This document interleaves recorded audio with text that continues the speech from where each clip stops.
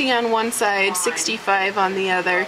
So we've got a width of 125 millimeters. So we want to find a saddle that's slightly wider than that to give support on your sit bones. So right. 125 is what we're looking for. Yes. Yeah, or a little wider, right? Right. The 125 is from right here where my finger is, so from this edge to this edge.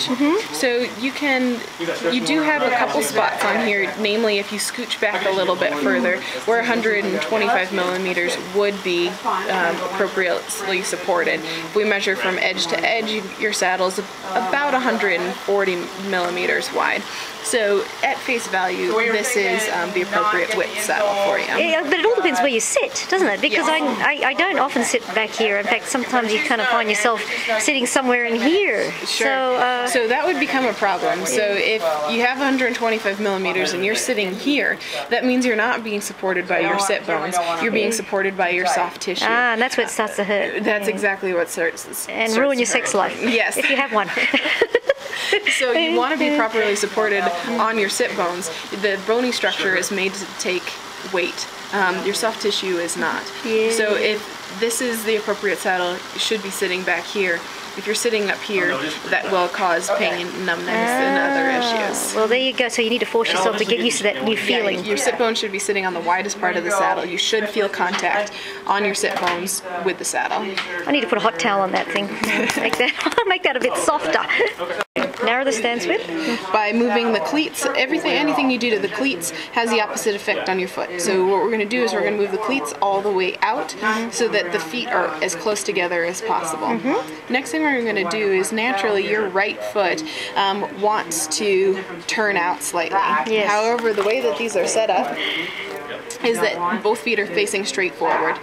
If you force a foot that wants to do this for your knee to be tracking straight to do this, your knee has to turn in. So what I want to do is I want to make the bike look like you. That's the ultimate goal. So I'm going to rotate this cleat so that this foot can rotate out slightly to help improve the alignment of that knee.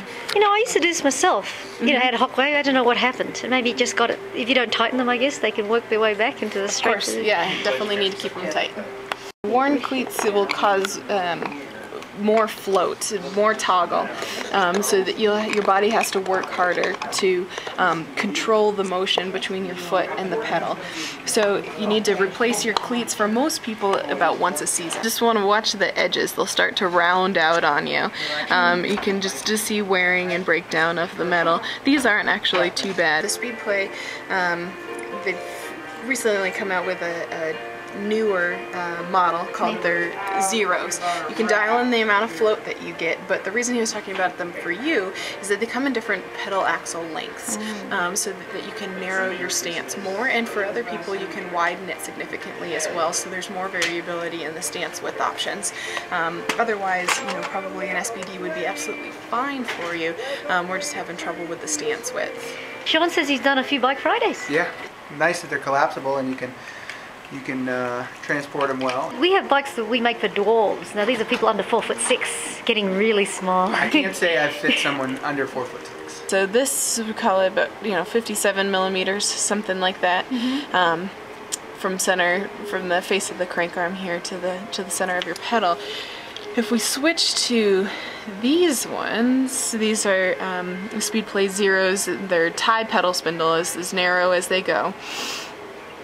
We would get it down to 50 millimeters. So we'd get, a total of 1.4 centimeters closer together, which would definitely help. I still don't know if it would be enough for you. But really the health of your knees depends on being able to get your feet closer underneath you. Having them this far out, your knees are going to track like this. You've got a straight alignment here, but then your feet are way out here. So this kneecap is not going to track straight until we get your feet underneath you. So, so really your only option at this point would be to see if Bike Friday makes a smaller bottom bracket and switch to Speedplay tie pedal spindles. Everything's gone to this type of bottom bracket with the pipe spindle This still has internal bearings, but we're really kind of set at that limit. But if you actually went back to a crankset that has square tapered, you can buy a fill wood. It'll be special order. It'll be expensive as I'll get out, but you can get something to narrow that down. But it requires a whole different crankset. Those bottom brackets are built around that width shell. Oh, this width here. Yeah. Including so the shell bearings. itself. Yeah. So to get the bearings in and everything, it's going to want that width. It's just how long is that spindle? Oh, this extra bit here. Yeah, the spindle. So I could go for thin. But you have to have a different crank that fits on there. Right. And so this could be narrower. I mean, there's a distance there too, isn't there? Oh yeah. So all yeah. I mean, this is a set distance. So that's what we already talked about with the speed play. But it's a completely different shape and different cleat, different pedal. Yeah. And so there's only a limit you can do with Shimano. I mean, I thought these things. Sometimes you see these tiny without all this platform. Yeah, but it doesn't change this distance. Oh, really? What is this? This one's 57. So this one's actually pretty long. A mountain bike Shimano, because this isn't a Shimano, this is a Ritchie or a Welgo knockoff. The Shimano ones are 55, so it's a 4 millimeters. Yeah, 4 millimeters isn't substantial enough to really do a whole lot. So that's the smallest Shimano goes. Is that what you're saying? For a mountain bike pedal, right? And most mountain bike pedals, all mountain bike pedals are 55 or greater. I've yet to find one that's narrower. Okay, so this goes even narrower, and that's really this is 50. And you go to this different system. So these are wedges. What we're going to do is it just supports your forefoot. So as we discussed in your evaluation, most people have a little bit of forefoot varus. You're not completely flat. You do have a little bit of that angulation, just flatter than normal. However, when we watch you riding on the bike, the front of your foot does tend to collapse a little bit. So in order to promote better alignment, I'm going to slip this into the front of your shoe. If you can kind of see the outside here, where your pinky toe is going to be, is thinner than the inside. So we're going to be propping up that big toe in order to cant that foot out a little bit, see if we can get better support in your shoes. Goes inside all the way up underneath your footbed. These are glute exercises, yep? Yep, shoulder, hip, and ankle all lined up. Right. You're going to keep your heels together, and you're just going to slowly lift one leg apart. Right. Focusing on keeping your pelvis nice and stable. You don't want to make the mistake of rolling backwards, then you're just kind of cheating. And that really isolates those rotator muscles in your glutes. Another more advanced version of that is to extend your legs all the way out.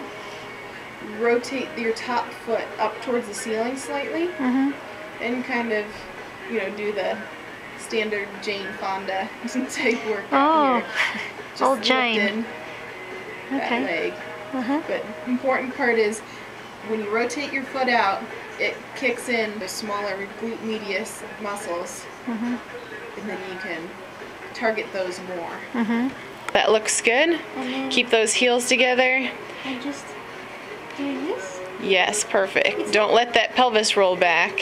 Once you do 50 to 100 reps of those, trust me, you won't be feeling the same way about it. Another version is you can put a TheraBand around your knees. It would go over your thighs, so you'd make a circle out of it, and then you'd be resisting against it. Do you lift it right up to here? That's a little bit too far because you're letting your pelvis roll back. So as far as you can with keeping that pelvis nice and stacked on top of each other. Okay, and then extend those legs all the way out. Like that? Yep. Turn that up. There you go. And now lift. You're letting that pelvis roll back, so sometimes the best way to do this is against a wall, where you're just sliding your heel up and down that wall so that everything is staying in one plane. Start out, 2 sets of 20 or so. You want to go to, close to exhaustion until your form starts to degrade, and then you stop. Glute medius, so it's the smaller one in the side, right in here. It's all burning up. Stop burning. It's in there. Thank you very much. Is there any other exercise? Or is that No, those two should definitely help out.